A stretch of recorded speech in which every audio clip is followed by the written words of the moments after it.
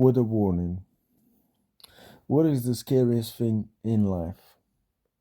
Well, it is what comes after life, what comes after people passing away to the other side, basically in death. And the scariest thing is meeting Jesus who is angry. Not Jesus, not the Lord who says, "Come into my joy, good and faithful one," but the Jesus who says, "Go away of me, I never knew you. I never knew you." And this is something that kind of might fool people, because once people say, "Oh, I met Jesus, I know him, I experienced him, he's good." Well, yes, but think of this. If he says, "I never knew you," that means maybe he never knew you, who you are. And this is where we as humans are very alike in the image of God. He says, "I am who I am." He is the one who he chooses to be. And we can do similarly. We can choose who we want to be, who we want to become. So if he knew us before, and then we changed so much, and he said, "I never knew you like this. I never knew you like this." So this is the scariest thing. And I met people who are terrified of dying. An elderly woman, she said, "I'm terrified, even though my granddad was a priest."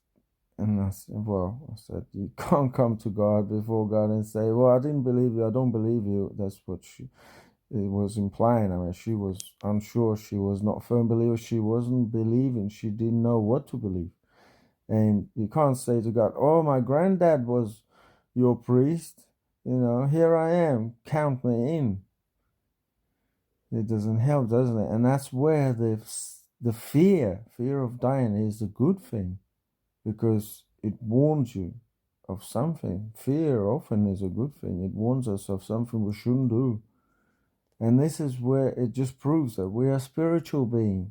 Sometimes people are especially when they're a child, they're very curious. They want to know what's on the other side, experimenting some strange things just to sort of have a sense what's on the other side.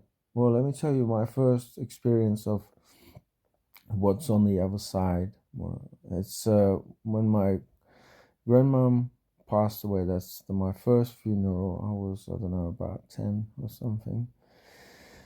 And I remember crying a lot in the church. I was so emotional. I couldn't understand what is this. She was so kind. She was so good. And now I come. It was me visiting Estonia, so coming from Latvia and just coming into different country, which I used to do on my summer holidays. But this time I come and there's a funeral, loads of relatives, the people from the church. We gathered, and she was lying, absolutely frozen in death. Her body was there, but I remember when we were coming to a burial place, I experienced something very spiritual, because I felt like the heavens were open. There was no sadness. It was like pure joy. And I'm like, where is heaven? I almost like could see the angels, but I couldn't see. I could see the sky. But the people were singing, started praising and praying in tongues, which was or something like that, prophesying. It was very spiritual for many people. And my mom was testifying to me that through her later stages, the last few weeks, she was with because she was dying with cancer. Her mom was dying of cancer, and they were experiencing peace, like supernatural, and they knew that God took her. So people in the hospital, which normally they are sensing when somebody's dying, they sense that spirit of death came and collected that person into the afterlife. But they didn't feel anything about my grandmom. She was taken by God into his presence. That's what happened. And this is my experience of the after. There is life. There is someone who wants to meet you and wants to welcome into his joy. And this is where your confidence can be, when you sort of pass into something the unknown, which can be scary, but can be interesting, can be something we're curious about. What's that there? But we can be terrified because we're not ready, because we're meeting someone who is angry. Jesus was angry on earth. When?